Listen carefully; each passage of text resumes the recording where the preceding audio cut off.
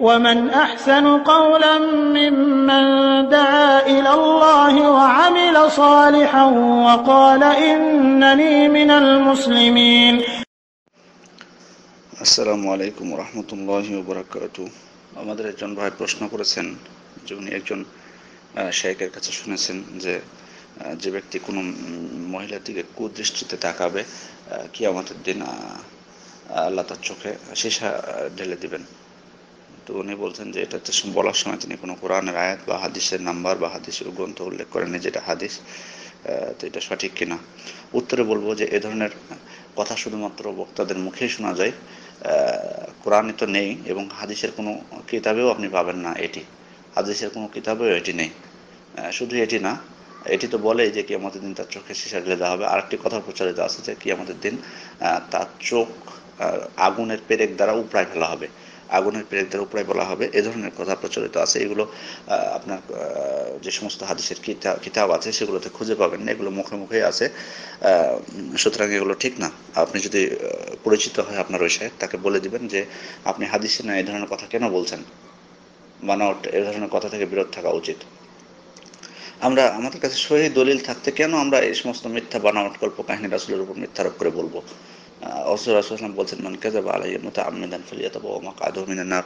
যে ব্যক্তি আমার উপর মিথ্যা আরোপ করলো ইচ্ছা করে, সে যেন জাহান্নামকে তার বাসস্থান বানিয়ে নেয়। তাহলে আমরা কেন বলবো? আমাদের কাছে স্পষ্ট দলিল জাজুল্যমান। শুধু কুদৃষ্টিতে কেন? শুধু কুদৃষ্টিতে কেন?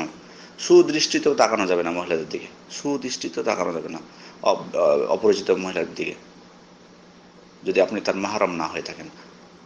কোনো বেগানা পুরুষ কোনো মহিলার দিকে তাকাতে পারে না, কুদৃষ্টিতে হোক আর সুদৃষ্টিতে হোক, কোনোটাই বৈধ না। সুতরাং ইসলাম যেহেতু অবৈধ করেছে, দলিল স্পষ্ট, সেহেতু আমি কেন বানাওয়ার দলিল দিতে যাব? মহান আল্লাহ তাআলা পবিত্র কোরআনে বলছেন, কুল্লিল মুমিনিনা ইয়াগুদ্দু মিন আবসারিহিম ওয়া ইয়াহফাযু ফুরুজাহুম যালিকা আযকা লাহুম। মুমিনদেরকে বলুন তারা যেন তাদের দৃষ্টিকে সংযত করে এবং তাদের লজ্জাস্থানের হেফাজত করে। সুতরাং এটি একটি নির্দেশ। সুতরাং আমাদেরকে নির্দেশ পালন করতে হবে। অন্য কোনো মহিলার দিকে তাকানো যাবে না, কারণ এটা হচ্ছে ব্যভিচারের, এটা একটা প্রথম মোকদ্দমা বলা হয়, ভূমিকা ভূমিকা আর আল্লাহ তাআলা ব্যভিচারের সব ভূমিকাকে নিষিদ্ধ করেছেন। সেজন্য তিনি বলেছেন, লা তাকরাবুজ জিনা, তোমরা ব্যভিচারের নিকটবর্তী হয়েও না, ধারে কাছেও যেও না।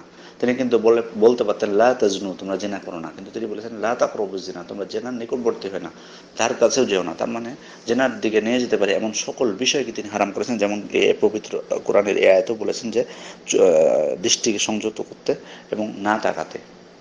চোখ যদি পড়ে যায় চোখ ফিরিয়ে নিতে হবে, যেটা আল্লাহ রাসূল বলেছেন, এতে কোনো সমস্যা নেই, কিন্তু আপনি তাকিয়ে থাকবেন না। সুদৃষ্টিতে তাকালেও এটি নিষেধ।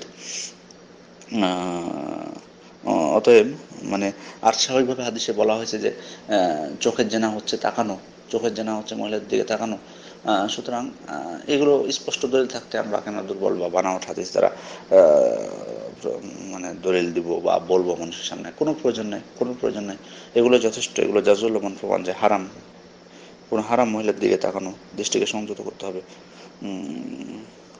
আশা করি বিষয়টি ক্লিয়ার হয়েছে। আসসালামু আলাইকুম ওয়া রাহমাতুল্লাহি ওয়া বারাকাতুহু।